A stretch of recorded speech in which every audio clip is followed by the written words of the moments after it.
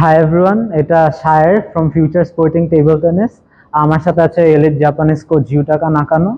So আজকে আমরা দেখাবো যে ফোরহ্যান্ড টপ স্পিন শটটা কেমনে খেলতে হয়। এইভাবে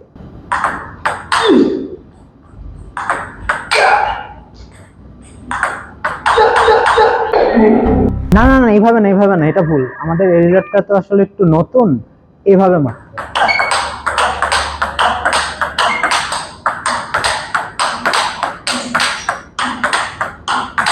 সো স্টেপ ওয়ান হলো কন্ট্যাক্ট।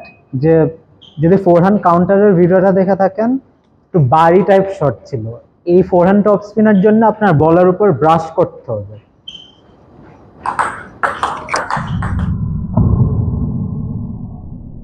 এটা হলো একদম ফার্স্ট স্টেপ। এটা হলো ফ্ল্যাট ব্রাশ ছাড়া, আপনার এমনি ব্রাশ করতে হবে। স্টেপ টু হলো ওয়েট ট্রান্সফার বা বডি মুভমেন্ট যেটাকে বলে।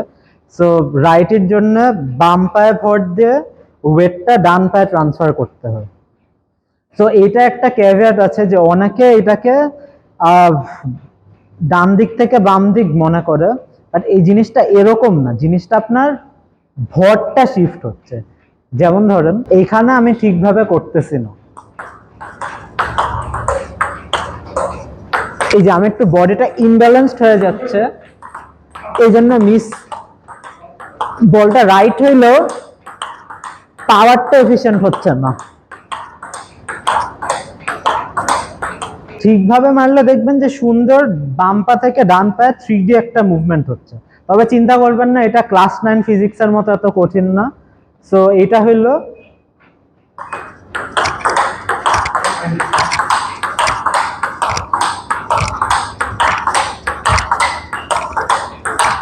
সো যখন আমি বাম পায়ে ভর দিয়ে ডান পায়ে নিচ্ছি, সুন্দর একটা ফ্লোর মতো যাচ্ছে, তো বলে আমি পাওয়ারটা দিতে পারতেছি।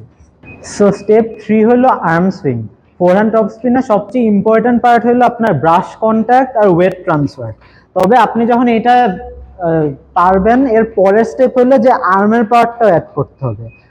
এটা বলতে আমি কি বুঝাই, যে আপনার এলবোটা খুলে এভাবে বন্ধ হবে, খুলে বন্ধ হবে।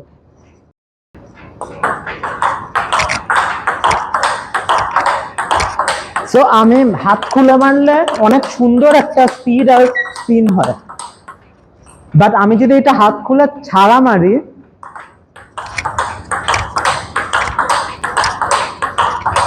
তাও কিন্তু খারাপ হবে না। তবে হাত খুলে মারলে যতটা পাওয়ার বা স্পিন পাবেন, হাত বন্ধ করে মারলে সেটা পাবেন না। ফোর হইলো আপনার ফ্রি হ্যান্ড। সো পাওয়ারটাকে বা স্পিনটাকে ম্যাক্সিমাইজ করার জন্য আপনার বাম হাতটাও কাজে লাগাইতে হবে।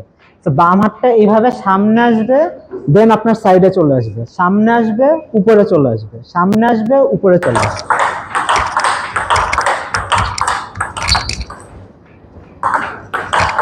ステップ5プラクティス。おそらく皆さんの悩みは今まで説明したことを全てやっても回転がかからないっていう人が多いと思います。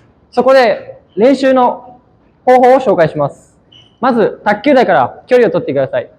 卓球台から距離を取って、今ステップ1からステップ4のことを全て意識し、卓球台から遠い場合、時間があるのでしっかり足を使います。しっかり体を使います。しっかりフリーハンドを使います。それを意識して、とりあえず曲線を描くカーブを作るように意識してみてください。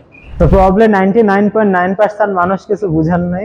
তো ও যেটা বললো যে এই স্টেপ 1 to 4 যেটা এতক্ষণ দেখাইলাম আমরা, এইটাকে যদি অ্যাকচুয়ালি ইমপ্লিমেন্ট করতে চান আপনার মাল্টিবল প্র্যাকটিসে, সেটা আমরা পরে দেখাচ্ছি, মাল্টিবল প্র্যাকটিসে দূর থেকে এই শটটা প্র্যাকটিস করতে হবে। সো দূর থেকে এসে বডি ইউজ করবেন, পা ইউজ করবেন, সুন্দর এখান থেকে রোটেশনটা আনার চেষ্টা করবেন। কারণ বিগিনারদের মেইন প্রবলেমটা হলো এই ব্রাশটা ক্রিয়েট করা বডি দিয়ে।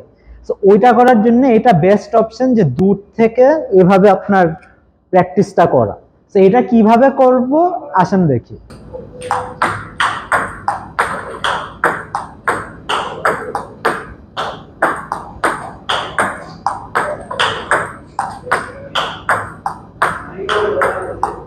সো আশা করি ভিডিওর স্টেপগুলো ফলো করে ফোরহ্যান্ড টপ স্পিন শটটা প্র্যাকটিস করতে পারবেন।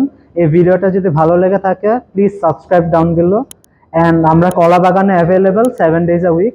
এখানেও ইউটাকা প্রত্যেক দিনই এই ফোর হ্যান্ড টপ স্পিন শটটাই মেনলি ফোকাস করে। So thank you and see you again.